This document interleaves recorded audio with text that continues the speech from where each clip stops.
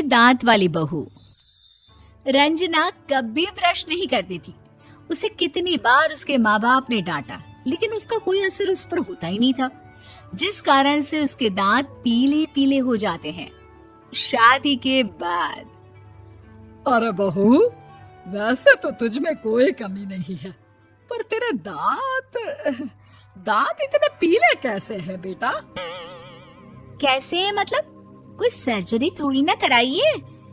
वो तो क्या नाम, मैं ब्रश नहीं करती थी तो पीले हो गए। अब क्या करूं? आप कहें तो लाल करवा लूं या फिर काले? यार ये क्या है, क्यों माँ से लड़ रही हो? लड़ रही हूँ? अरे मैं लड़ रही हूँ या ये बोल रही है कि दांत पीले हैं, पीले। अरे तपस्या थोड़ी ना की है इन्हें पीले करने के लिए। बकायदा ब्रश नहीं किया है 20 साल तक, तब जाकर। छी, कैसी बात कर रही हो? ये उस वक्त तो पीले नहीं थे जब हम लोग तुम्हें देखने आए थे। अरे तब साफ करवा लिया होगा डेंटिस्ट के पास जाकर। अब देखो कैसे पीले पीले लग रहे हैं। रंजना सास की तरफ गुस्से से देखती है। फिर शुरू हो गई पीले पीले पीले। अरे पीले तो तब भी थे जब मेरे हाथ का रसगुल्ला उड़ा उड़ा कर खा रही थी और बोल रही थी, लड़की नहीं गुणों का खजाना दे रहे भाई साहब आप।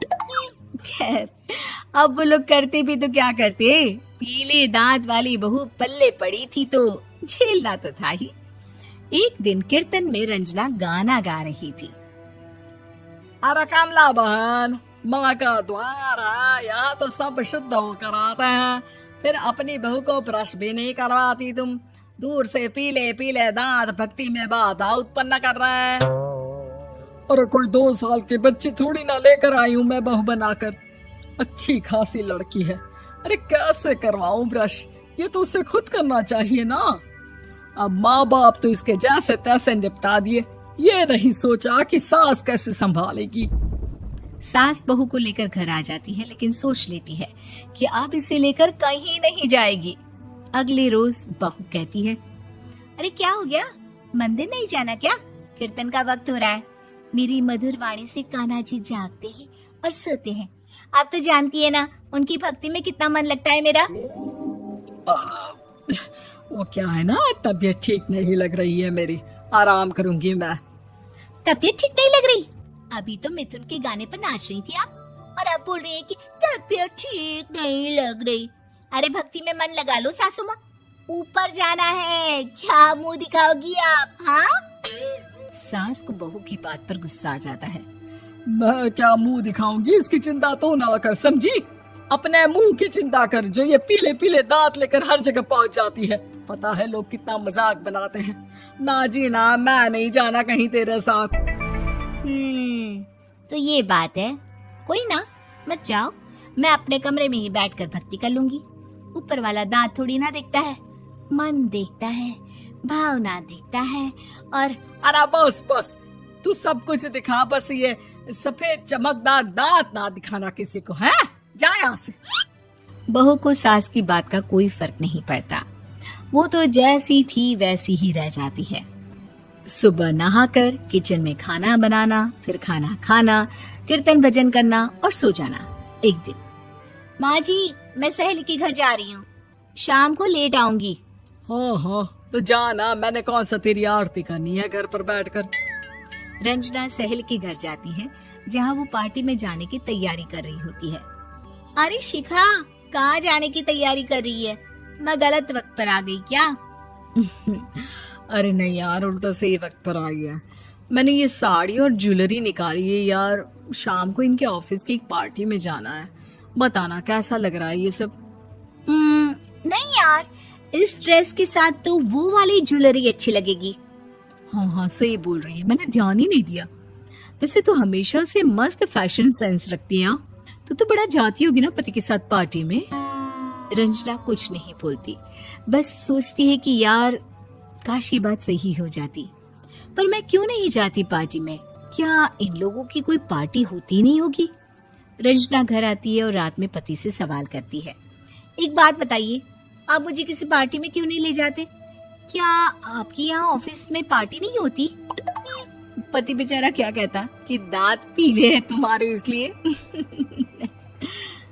अरे कोई पार्टी होती नहीं हम लोगों के ऑफिस में, तो कहाँ से लेकर जाऊं? और मार्केट, मॉल, कहीं वीकेंड घूमना, कहीं तो। अरे यार, सारे हफ्ते में एक छुट्टी मिलती है, तो सोचता हूँ कि आराम ही कर लूं। क्यों? रंजना मन मार के रह जाती है। पहले कभी सास के साथ मंदिर जाया करती थी, लेकिन वो भी सास ने ले जाना बंद कर दिया। घर बैठी बैठी रंजना बोर हो जाती है। तभी उसे आइडिया आता है और वो मायके जाने का सोचती है। सासू माँ, 2 दिनों के लिए मम्मी के घर जा रही हूँ। अच्छा अच्छा, ठीक है, आराम से जा। और हाँ, माँ से कुछ अच्छी आदत सीख कर आना कि कैसे शरीर के हर भाग की तरह दांतों की सफाई भी जरूरी होती है, समझी? शुरू हो गई ना आप। वो लोग आपकी तरह नहीं है कि छोटी छोटी बात का बतंगड़ बना दे। उन लोगों के लिए मैं मायने रखती हूँ, ना कि मेरे पीले पीले दांत। रंजना माँ को बिना बताए उन लोगों को सरप्राइज देती है, लेकिन जैसे ही वो दरवाजे पर पहुंचती है, अंदर देखती है कि घर वाले कहीं जा रहे होते हैं। अब माँ, काश रंजना दीदी के दांतों वाली प्रॉब्लम नहीं होती, तो वो भी हम लोगों के साथ चलती ना बुआ जी की बेटी की शादी में। हाँ बेटा, लेकिन अब उसे कौन समझाए कि उसको उसके पीले दांत नहीं दिखते, लेकिन उसके आसपास के लोगों को कितना एम्बैरेसिंग फील कराते हैं। मुझे तो कितनी बार उसके स्कूल की टीचर ने शिकायत की कि उसके साथ कोई लड़की बैठना भी नहीं चाहती, और ना ही कॉलेज में कोई उससे बात करना चाहता था। लेकिन पता नहीं क्यों उसे ये बात समझ में ही नहीं आती। कोई कमी नहीं है उस लड़की में, बस यही कि दांत पीले हैं। वो तो भला हो जीजा जी और उनकी माँ का, जो दीदी को जैसी है वैसे ही रखा हुआ है। रंजना को अपने घर वालों की बात सुनकर बहुत दुख होता है। वो सोचती है कि वो क्या करे, लेकिन फिर वो सीधा डेंटिस्ट के पास जाती है, अपने दांत चमकाती है और कसम खाती है कि वो रोज ब्रश करेगी। अरे क्या हो गया?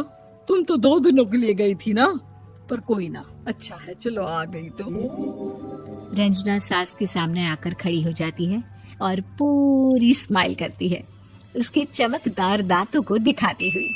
हैं? चले मंदिर? माँ, मुझे माफ कर दीजिए, मैंने आप लोगों को बहुत एम्बैरेसिंग फील करवाया। मैं आज से रोज ब्रश करूंगी।